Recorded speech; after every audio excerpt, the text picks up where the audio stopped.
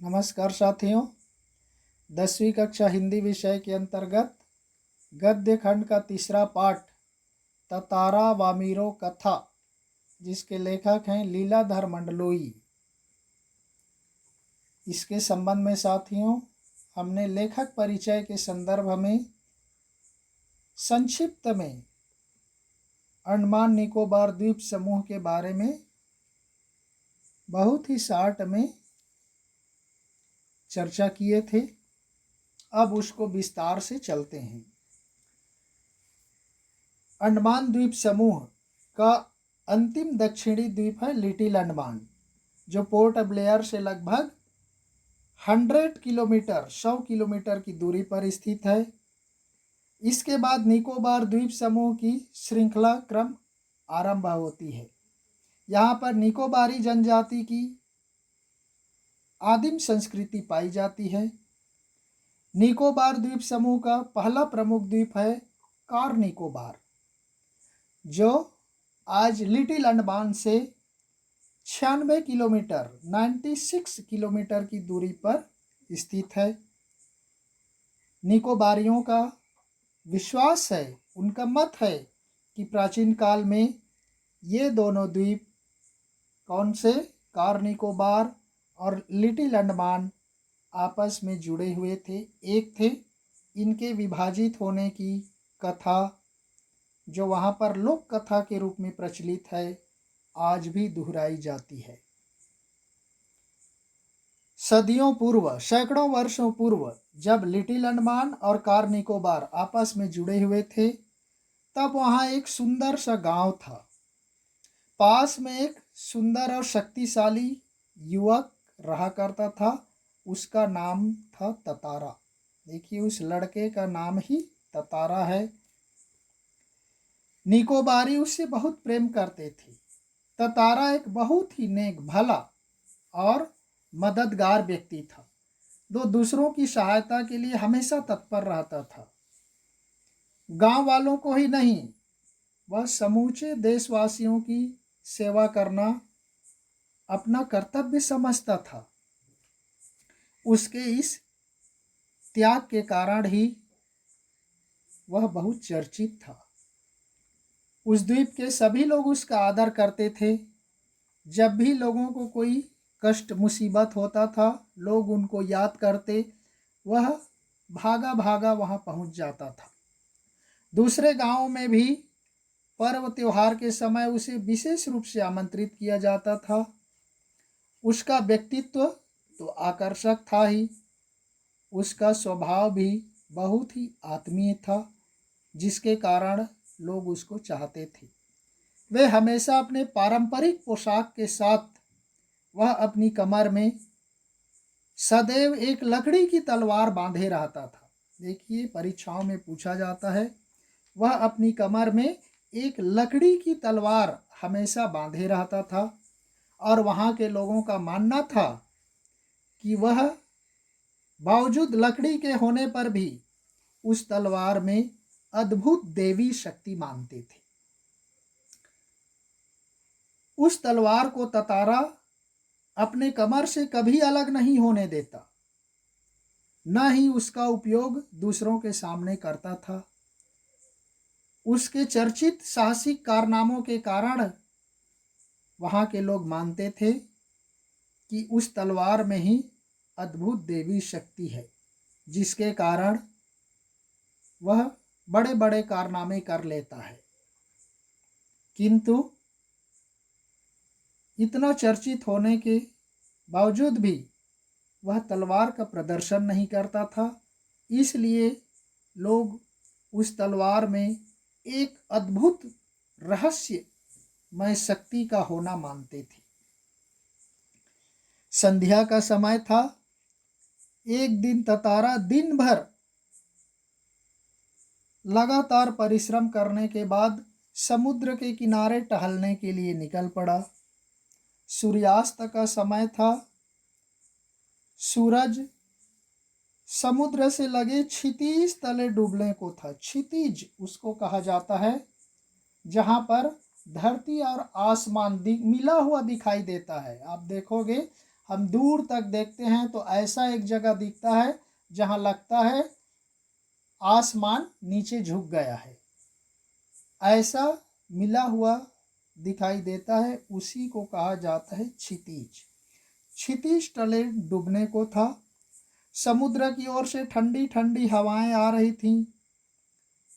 पक्षियों की शाम की चहचहाहटें धीरे धीरे सूर्यास्त के साथ ही कम होने लगी थी। ततारा का मन वह बिल्कुल शांत था। ततारा कुछ सोच रहा था। समुद्र की बालू पर बैठकर वह सूरज की अंतिम रंग बिरंगी किरणों को देख रहा था। देखना, सूर्योदय और सूर्यास्त के समय पहले उस सूर्य की रोशनी दिखाई देती है अलग अलग कलर में, जिसको कहा जाता है इंद्रधनुष, जिसको अंग्रेजी में कहा जाता है विवग्योर। तो उस अलग अलग रंग बिरंगी किरणें जो समुद्र में पड़ रहा था उसको वह ध्यान से देख रहा था। तभी कहीं पास से उसे मधुर गीत गूंजता हुआ सुनाई देता है। वह गीत ऐसे बहता हुआ आ रहा था मानो उसको सुन करके ततारा का सुध-बुध खोने लगा। बीच बीच में वो समुद्र की लहरों की आवाजें, उड़ती गिरती समुद्र की ऊंची ऊंची लहरों की आवाजें भी सुनाई देता था।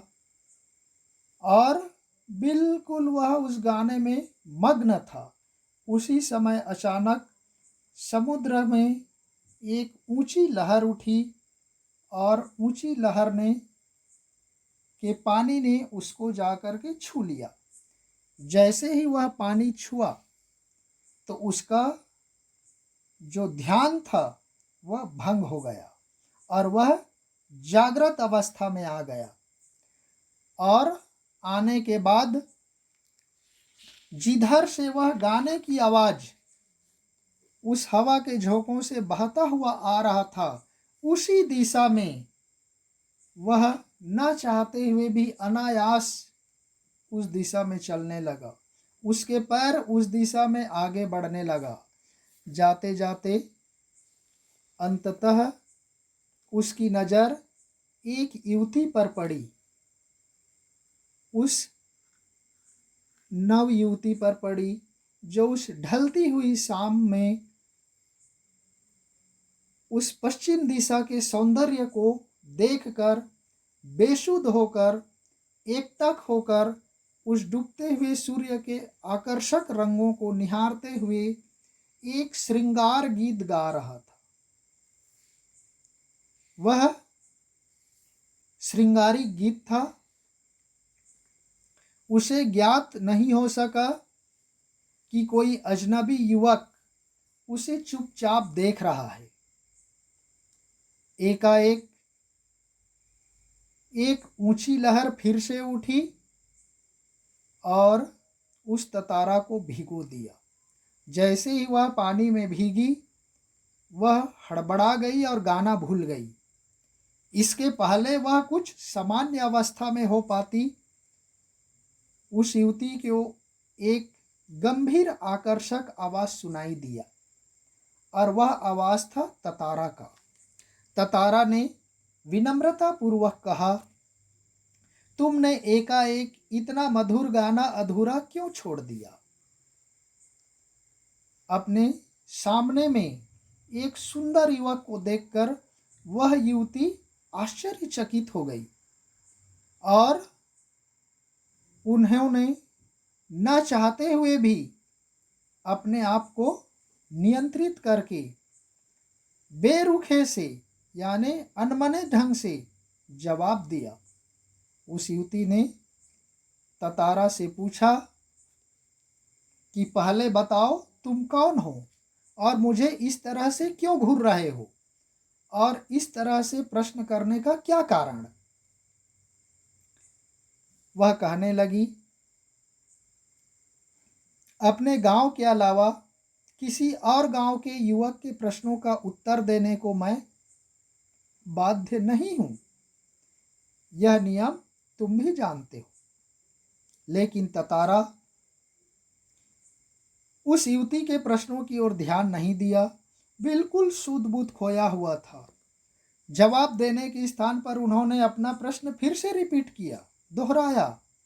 कहा, तुमने गाना क्यों रोक दिया? गाओ, गीत पूरा करो। उसकी तारीफ करने लगा। सचमुच तुमने बहुत सुरीला कंठ पाया है।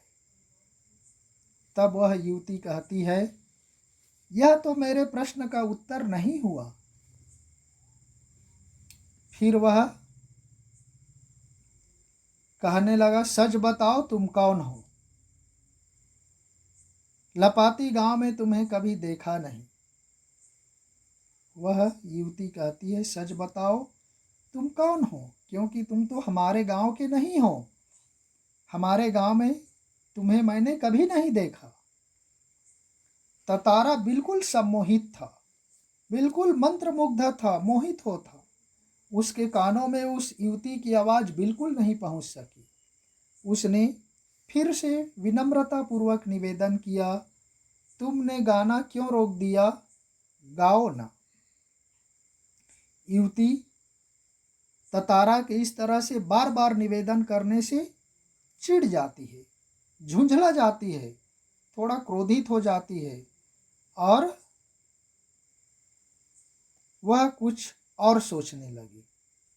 उसने निश्चय पूर्वक एक बार पुनः लगभग विरोध करते हुए कड़े स्वर में बोली, ढीठता की हद है, यानी निर्लज्जता की भी कोई सीमा है।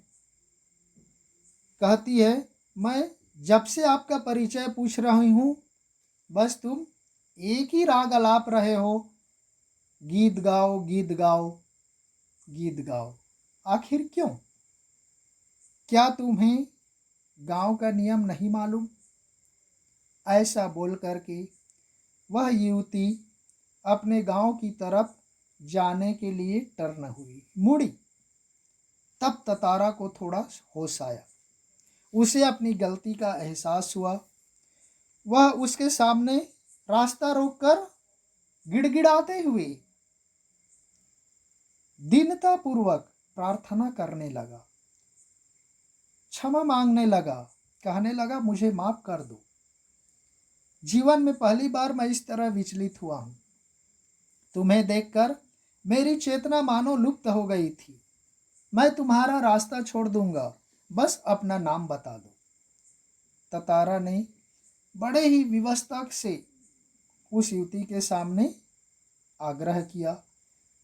उसकी आंखें युवती के चेहरे पर केंद्रित थी। उसके चेहरे पर सच्ची विनम्रता की भावना थी। तब युवती जाने लगी, लेकिन उन्होंने जाने के पहले अपना नाम बताया, वामीरो। ऐसा नाम बताया, ऐसे लगा वह उसकी आवाज मानो ततारा के कानों में एक रस घोल दिया, एक मिठास ला दिया। वामीरो। कहने लगा ततारा, वाह कितना सुंदर नाम है, कल भी आओगी ना यहाँ? ऐसा विनम्रता के साथ याचना भरे स्वर में ततारा ने वामीरो से कहा।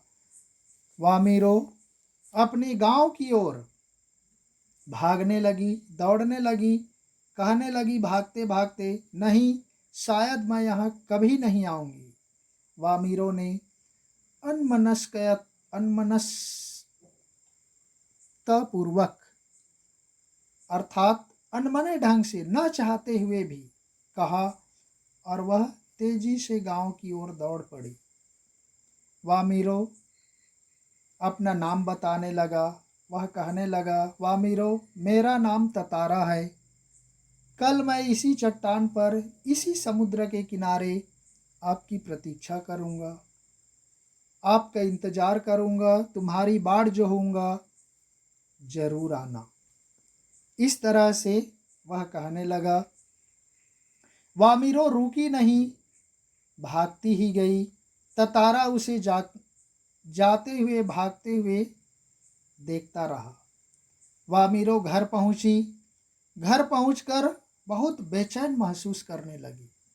उसके भीतर ततारा से मुक्त होने की एक झूठी छटपटाहट थी। एक झल्लाहट में उसने घर का दरवाजा बंद किया और मन को किसी दूसरे दिशा में ले जाने का प्रयास किया, क्योंकि उसका मन उस ततारा नामक युवक को देखकर मोहित हो गया था। उसके रूप को देखकर वह अपने मन से उसको निकालना चाहती थी। बार बार ततारा का वही याचना भरा चेहरा उसकी आंखों के सामने दिखाई देने लगता था। उसने ततारा के बारे में कई प्रकार की कहानियां सुन रखी थीं। उसकी कल्पना में वह एक अद्भुत साहसी युवक था, लेकिन वही ततारा उस युवती के सामने एक अलग रूप में प्रस्तुत हुई। सुंदर तो था, ताकतवर भी था, सुंदर बलिष्ठ, किंतु बहुत ही शांत, सभ्य और बिल्कुल सीधा साधा भोला। उसका व्यक्तित्व कदाचित वैसा ही था जैसा वह अपने जीवन साथी के बारे में सोचती रही थी, किंतु विडंबना ये है कि एक दूसरे गांव के युवक के साथ संबंध करना वहाँ की परंपरा के विरुद्ध था। तो साथियों, बाकी बचे हिस्से को हम दूसरे वीडियो के माध्यम से प्रस्तुत करेंगे। इसको हम यहीं पर विराम देते हैं। तब तक के लिए धन्यवाद। जय हिंद।